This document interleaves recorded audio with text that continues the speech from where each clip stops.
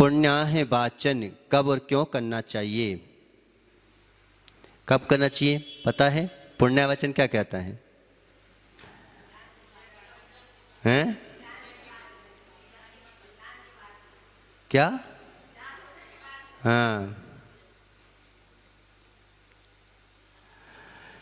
आदि पुराण में लिखा है, जिस नगरी में तीर्थंकर का जन्म होता है उस समय कुबेर आदि देवों ने पुण्य की वर्षा भूमि शुद्धि के लिए, कल्याण के लिए पुण्याय वाचन किया था। जैसे जब भगवान आदिनाथ भगवान का आहार हुआ तो क्या बोलते हैं, देव लोग भी अनुमोदना करने आते हैं, धन्य दाता धन्य पात्र, धन्य दाता धन्य पात्र, ये दाता धन्य है जिसने भगवान के लिए आहार करवाए, धन्य है ये पात्र जिसके यहाँ की इनके धर आहार हुए। ऐसा पात्र भी धन्य है, ऐसा दाता भी धन्य है कि हमें जो है एक बेटा अगर नमोकार मन सुनाता है तो हमें ये पुण्याय वाचन है, धन्य है बेटा तूने कितना अच्छा कार्य किया, तूने जो है जिन शासन की रक्षा कर ली, नमोकार मंत्र सुना करके।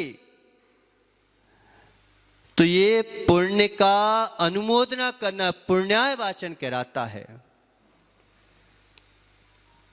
कि शब्दों के द्वारा वामी में से सांप भी निकल आता है।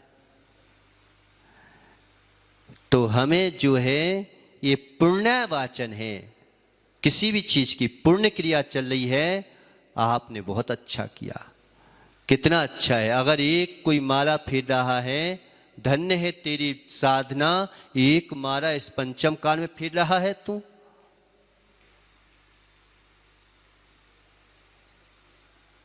तो ये क्या है, पुण्याय वाचन कहलाता है कि सम्यक दृष्टि श्रेष्ठ लोग जो है पुण्य की अनुमोदना करते हैं। चक्रवर्ती जैसा जीव आचार्य शांति सागर जी कहा करते थे कि एक दिन का, एक मिनट का भी नियम ले लिया तो धन्य है बेटा तू चक्रवर्ती से बड़ा हो गया।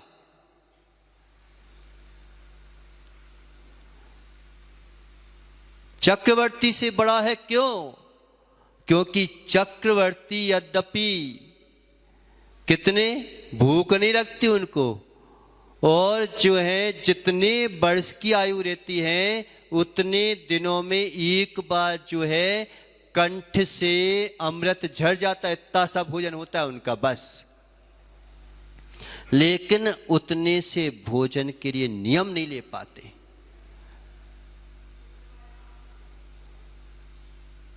तो नियम की महिमा इतनी अकाढ़ है, इतनी अकाढ़ है कि जिसका कोई तोड़ नहीं है।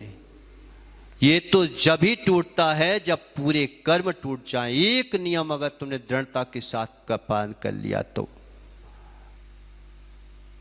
एक नियम की महिमा बहुत है, अपार है, अपार। मरते हुए दिखते हैं जीव कि इसने नियम लिया था, मर गया, मर नहीं गया, वो अमर हो गया, देव पर्याय में चला गया। यहां पे तो मर मर के जी रहा था। मृगसेन धीवर यहां पे क्या करता, और वहां पे एक क्षण में जो है देव पर्याय में जाकर के अमर हो गया, क्योंकि उनकी जो है आयु पूर्ण करके ही मरते हैं। कोई माई का लाल ऐसा नहीं है जो देवों को मार सके। मनुष्य तो मर सकता है समय में, लेकिन देवों को कोई नहीं मार सकता, नारकियों को कोई नहीं मार सकता। इसी नियम की महिमा बहुत है, नियम की अनुमोदना की महिमा भी बहुत है कि अगर एक व्यक्ति नियम ले लिया है तो उसे जो है पिता भी पैर पड़ लेना चाहिए कि धन्य है तू, कि तूने एक नियम तो लिया,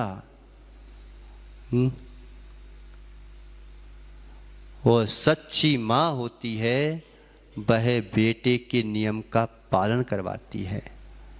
सच्ची पत्नी होती है, वह ये नहीं बोलेगी कि रात्रि भोजन नहीं खाते हम शादी नहीं करेंगे। ऐसी मिथ्या दृष्टि लोग जो है ना, फिर जो है अभी तुझे धोखे से मनुष्य पर्याय मिल गई है, नारी बनी है और मायाचारी की है। अब अगर तू नारी भी बनेगी तो कुबड़ी कुबड़ी के वैसी बनेगी कि एक तो स्वयं नहीं कर रही है और अच्छे खासे खानदान में तेरी शादी हो रही है और तुझे जो है किसी और के पास भगना है।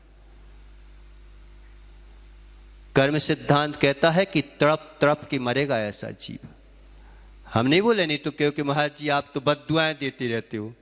बद्दुआएं नहीं दे रहे हैं, लेकिन सच्चाई बता रहे हैं कि ये नर भव कितने समय का है, बता तो दो तुम कितने समय तक ऐसो आराम की जिंदगी जीते रहोगे।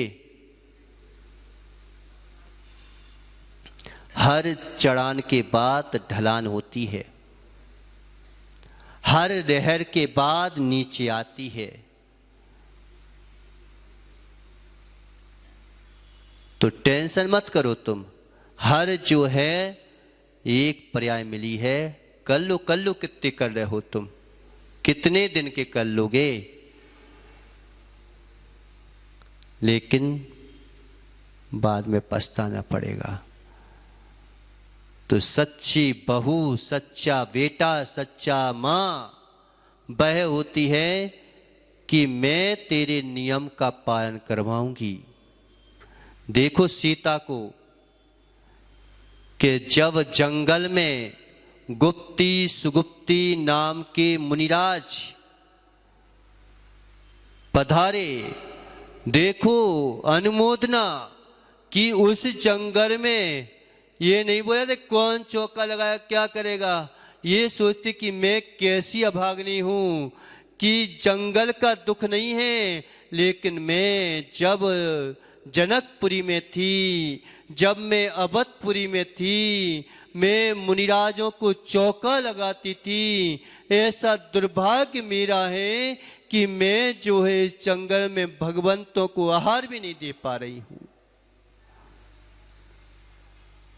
आहार बनाया उसने और जो है आकाश मार्ग से उसी समय कहते ना ये होता है भक्तों की बस में भगवान होते हैं।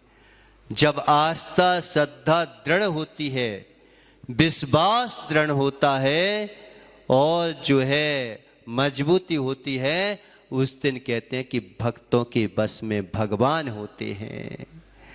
उसी समय जो है सुगुप्ती नाम के मुनिराज आकाश मार्ग से आकर के पड़गाहन कर दिया और ऊपर जो है एक गिद्ध पक्षी बैठा था। वह अपने पापों का प्रायश्चित करके रोने लगा और जैसे ही आहार हुए वो गिद्ध पक्षी जो है उस पानी में गिर गया। महाराज के पिंड का आहार नहीं लेते, नहीं तो महाराज आप हमें दे दो, वो नहीं लेते। लेकिन जो गिर जाता है उसको श्रावक ले लेता है, उसमें दोष नहीं है। तो वो जो है गिद्ध पक्षी सोने का बन गया। मुनिराज ने पूरी कहानी सुनाई। फिर वो कहने लगे अब तू जो है मांस खाना छोड़ दे, तूने कितना बड़ा दोष किया है जानता है। अब जो है एक गिद्ध पक्षी का भोजन क्या है, मनुष्य नहीं छोड़ पा रहा है आजकल। अब वो खाएगा कैसे, रहेगा कैसे। तो सीता क्या बोलती है कि भगवान आप दिला दो नियम, मैं हूं ना, मैं करवाऊंगी इसके नियम का पालन, एक एक नियम का पालन करवाऊंगी। ना वो रब थे ना कुछ थे, एक गिद्ध पक्षी के नियम का पालन करवाया। और धिक्कार है आज की माताओं को कि अपने बेटों को नियम भी नहीं दिलवा सकती।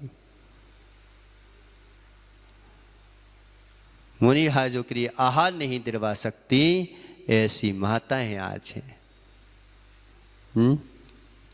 तो ये पुण्याह वाचन कहलाता है कि पुण्य की अनुमोदना करना, कि पुण्य वाचन अनेक संपदाओं में प्राप्ति होती है, जीवन में मंगल का प्रवेश होता है इससे, और सौभाग्य का सूर्योदय होता है पुण्य वाचन करने से। कोई ने अगर बोल दिया कि तत्वार्थ सुना दो, कभी मना नहीं कर देना, धोखे से भी। ये पुण्य वाचन है, नहीं आता अर्थ वगैरह लेकिन पढ़ के सुना दो, ये पुण्याय वाचन कहलाता है। ये श्वेतांबर में आजकल ज़्यादा चलता है, मंगल दे दो, है ना, अपने यहाँ पे सब बंद हो गया। तो सौभाग्य का उदय होता है, तेज बढ़ता है और आत्म शांति की प्राप्ति होती है। पुण्याय वाचन करने के लिए एक कलश में जल भरकर उस जल की शुद्धि करके पुण्याय वाचन मंत्र पढ़कर भूमि शुद्धि आत्म शांति के लिए उस जल की पुण्य वर्षा के रूप में सिंचन करते हैं। जिस समय अयोध्या नगरी की रचना देवलोग करते हैं, उस समय नगरी रचना के पूर्व देव शुभ दिन, शुभ मुहूर्त, शुभ योग, शुभ लगन में हर्षित होकर के पुण्याय वाचन करते हैं। पुण्याय वाचन का अर्थ है कुल की सब तरह से वृद्धि हो, ये पुण्याय वाचन का अर्थ होता है। इस प्रकार से बताया पंच परमेष्टि भगवान की